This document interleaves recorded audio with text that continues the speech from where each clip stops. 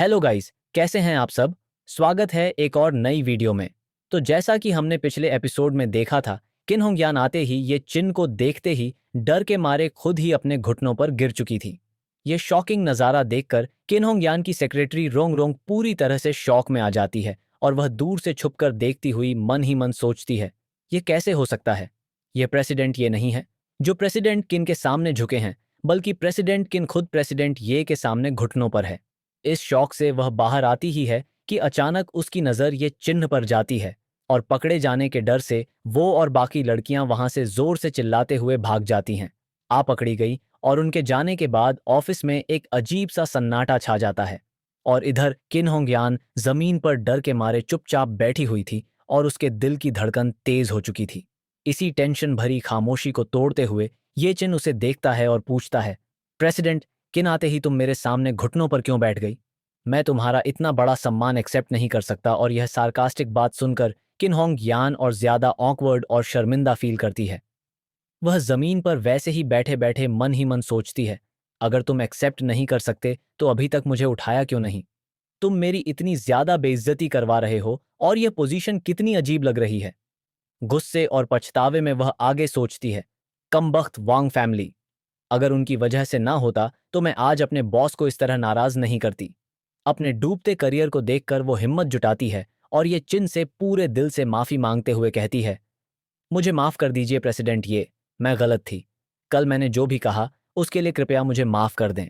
उसके इतना बोलते ही ये चिन थोड़ा आगे झुकता है और उसके चेहरे के पास आकर कहता है, कल ओह, अब मुझे याद आया, कल तुमने शायद कहा था कि हम लवर्स हैं। इससे पहले कि किन होंगियान कुछ समझ पाती, ये चिन अचानक से आगे बढ़कर उसे कसकर गले लगा लेता है। इस अनएक्सपेक्टेड एक्शन से किन होंगियान की आंखें फटी की फटी रह जाती हैं और उसके मुंह से हल्की सी आवाज निकलती है, आ। ये चिन उसे गले लगाए हुए उसकी महक में खो जाता है और अपने मन में सोचता है, कितनी खुशबूदार और सॉफ्ट है। इसमें कोई शक नहीं कि इतने सारे आदमी इस औरत के पीछे पागल क्यों हैं। फिर वह उसके कान के पास स्मूथली कहता है, मैंने सुना है कि मैंने तुम्हें अपनी गर्लफ्रेंड बनने के लिए एक पूरा आइलैंड रेंट पर लिया था। वो कौन सा आइलैंड था भला। और ये चिन की यह बात सुनकर किन होंगयान का चेहरा शर्म से लाल हो जाता है और वह धीमी आवाज में डरते हुए कहती है, मुझे माफ कर दीजिए, मैं गलत थी। उसकी यह बात सुनकर फाइनली ये चिन उसे छोड़ता है और कहता है, ठीक है, पहले खड़ी हो जाओ, फिर हम बात करेंगे। वह पलटकर वहां से पीछे हटता है और ऑर्डर देता है, ऑफिस के पर्दे गिरा दो। अगर दूसरे एम्प्लॉय ने यह सब देख लिया तो अच्छा नहीं लगेगा। ये सुनते ही किन होंगयान जल्दी से उठती है और जी कहते हुए उसकी बात मानती है। पर्दे गिराने के बाद जब सिचुएशन थोड़ी नॉर्मल होती है तो ये चिन्ह अपने बॉस वाली चेयर पर आकर बैठ जाता है और वह फाइल देखते हुए कहता है, प्रेसिडेंट किन, कल तुमने कहा था कि तुम मेरे युंजाओ के लिए रोजी रोटी के सारे रास्ते बंद कर दोगी। अब मैं वॉशिंग ग्रुप का प्रेसिडेंट हूं, तुम्हारा बॉस। और फिर वो किन होंगयान को घूरते हुए पूछता है, मैं तुमसे पूछना चाहता हूं, अब तुम मुझे कैसे ब्लैकलिस्ट करोगी। और यह सुनकर कमरे की हवा एकदम टाइट हो जाती है। लेकिन किन होंगयान हिचकिचाते हुए जवाब देती है, प्रेसिडेंट, ये मैंने सच में ऐसी उम्मीद नहीं की थी कि आप जैसे स्टेटस वाला इंसान वांग फैमिली का लिविंग सन इन लॉ बनेगा। और वह अपनी गलती को पूरी तरह से एक्सेप्ट करते हुए आगे बोलती है, मैं जानती हूं मेरी गलती सुधारी नहीं जा सकती। आप मुझे जो भी सजा देंगे मैं उसे मंजूर करूंगी। अगर आप मुझे थप्पड़ मारना चाहते हैं तो मैं आगे आ जाऊंगी ताकि आप मार सकें। अगर आप मुझे गाली देना चाहते हैं तो मैं सुनूंगी। अगर आप मुझे निकालना चाहते हैं तो मैं अभी अपना सामान पैक करके चली जाऊंगी और कभी आपके सामने आकर आपको गुस्सा नहीं दिलाऊंगी। और किन होंग यान का यह बोल्ड और फियरलेस एटीट्यूड देखकर ये चिन थोड़ा इम्प्रेस हो जाता है। वो मन ही मन सोचने लगता है, ये औरत किन होंग यान सच में सिंपल नहीं है। ये प्रॉब्लम्स के आगे घबराती नहीं है, अपनी जिम्मेदारी लेने को तैयार है, कोई बहाने नहीं बनाती और ना ही अपनी गलती का ब्लेम किसी और पर डालती है। और कुछ देर तक छाने वाली इस खामोशी के बाद ये चिन फाइनली रिलैक्स होते हुए कहता है, मेरा तुम्हें निकालने का कोई प्लान नहीं था। उसका एक्सप्रेशन थोड़ा सॉफ्ट हो जाता है और वह समझाते हुए बोलता है, कल सिर्फ तुम ही थी जिसने मुझे एक रास्ता दिया था। अगर मैं सच में एक ordinary living son in law होता तो उस वक्त तुम ही मेरी बेनिफैक्टर होती। अपनी नौकरी बचती देखकर किन होंग यान के चेहरे पर फाइनली एक राहत भरी मुस्कान आ जाती है।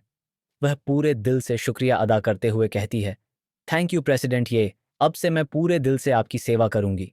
और इसी पल ये चिन्ह के चेहरे पर सीरियस एक्सप्रेशन वापस आ जाता है और वह एक गहरी सांस लेता है और कहता है, तुम्हें तो मैं माफ कर सकता हूं, लेकिन कल बैंक्वेट में जिन बाकी लोगों ने मेरे रोजी रोटी के रास्ते बंद किए थे, मैं उनमें से एक को भी नहीं छोड़ूंगा। और तभी इधर किन होंग यान ये चिन की यह सभी बात सुनकर आगे कहती है, आप मुझे सिर्फ होंग यान बुला सकते हैं।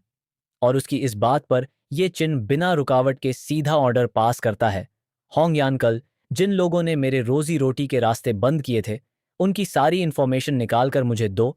और ये चिन का ऑर्डर सुनते ही किन होंग यान तुरंत सिर हिलाते हुए कहती है, जी बिल्कुल। यह कहते हुए उसके दिमाग में एक ही बात चल रही होती है कि अब प्रेसिडेंट ये अपना अगला कदम उठाने वाले हैं। वह समझ जाती है कि अब यूंजू के बिजनेस सर्कल में एक बहुत बड़ा तूफान आने वाला है। इस बात के करीब आधे घंटे बाद का सीन दिखाया जाता है। किन होंग यान सारी फाइल्स और डिटेल्स इकट्ठा करके ये चिन के पास आती है और उसके टेबल पर रखते हुए रिस्पेक्टफुली कहती है, प्रेसिडेंट ये आपको जो भी इंफॉर्मेशन चाहिए थी वो सब यहाँ है। इस फाइल में फांग चाओ की पूरी हिस्ट्री थी। फाइल देखते ही ये चिन के दिमाग में वो पुरानी बातें गूंजने लगती हैं, जहां उसे ताना मारते हुए जियाओ ने कहा था कि फांग चाओ को देखो, उसकी फैमिली के पास 10 बिलियन के करीब की प्रॉपर्टी है और तुम जैसा लूजर उसकी बराबरी कैसे कर सकता है।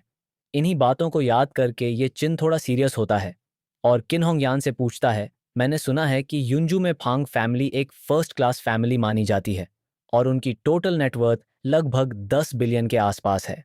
उसकी बात का जवाब देते हुए किन होंग यान सिचुएशन क्लियर करती है और कहती है, आप उन्हें फर्स्ट क्लास कह सकते हैं।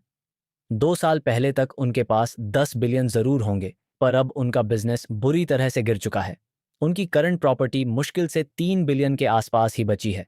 वो लोग अब वोंग फैमिली से कुछ ज्यादा बेहतर नहीं हैं। यह डिटेल बताने के बाद किन होंग यान आगे समझाती है, दरअसल वोंग फैमिली का हाल ही में एक नया प्रोजेक्ट आया है और वो लोग चाहते हैं कि हम उन्हें इसके लिए 70 मिलियन की फाइनेंसिंग दें। इसके बदले में उन्होंने मुझे काफ़ी सारे बेनिफिट्स भी दिए थे, लेकिन अब मैं उनके दिए गए सारे बेनिफिट्स वापस लौटा दूंगी और उन्हें साफ साफ कह दूंगी कि अब हमारी वॉशिंग कंपनी के साथ बिजनेस करने का सपना देखना भी छोड़ दें। ये सब बोलते हुए वह मन ही मन वांग जियाकी को बेवकूफ़ समझती है और सोचती है कि उस लड़की के पास सच में देखने के लिए आंखें ही नहीं हैं, जो उसने उस लूजर फांग चाओ को चुना। जिस दिन उसे ये चिन की असली पहचान के बारे में पता चलेगा, वह डर के मारे और पछतावे से पूरी तरह टूट जाएगी। लेकिन किन होंग यान की इस बात को सुनते ही ये चन उसे शांत करते हुए कहता है, यह दोनों अलग अलग बातें हैं। मैंने उनके साथ अपने पर्सनल रिलेशनशिप की वजह से वोंग फैमिली को बिजनेस से बाहर नहीं किया है। एक काम करो, उस प्रोजेक्ट का प्रपोजल मेरे पास ले आओ, मैं उसे देखना चाहता हूं। ये चेन की यह बात सुनते ही किन होंगयान जल्दी से कहती है, जी मैं अभी जाकर आपके लिए वो ले आती हूं। पर ये चेन उसे वहीं टोकते हुए कहता है, कोई जरूरत नहीं है, मैं भी तुम्हारे साथ चलूंगा। इसी बीच हमारा सीन शिफ्ट होता है और बाहर सीबीटी का नज़ारा दिखाया जाता है, जहां फांग चाओ वाशिंग कंपनी में आ चुका था और अजीब सी मुस्कान के साथ मन ही मन सोचता है, मैं सोच रहा हूं कि क्या अब तक प्रेसिडेंट किन ने यह चेन को पकड़ लिया होगा या नहीं। और वो अभी आगे बढ़ ही रहा होता है कि अचानक एक लड़की उसके पास आती है और देखकर फ्लर्ट करते हुए कहती है, ओह, क्या आप यंग मास्टर फांग नहीं हैं? फांग चाओ उसे ऊपर से नीचे तक देखता है और थोड़ा कंफ्यूज्ड होते हुए पूछता है, तुम कौन हो? लेकिन यह बात सुनकर वो लड़की उसके बिल्कुल करीब आ जाती है और कहती है, यंग मास्टर फैंग, मुझे भूल गए। ये तो सच में दिल तोड़ने वाली बात है। उस दिन लिंक्स बार में आपने ही तो मुझे ड्रिंक्स पिलाई थी और फिर हम वहां गए। आपने तो मुझे सारी रात परेशान किया था।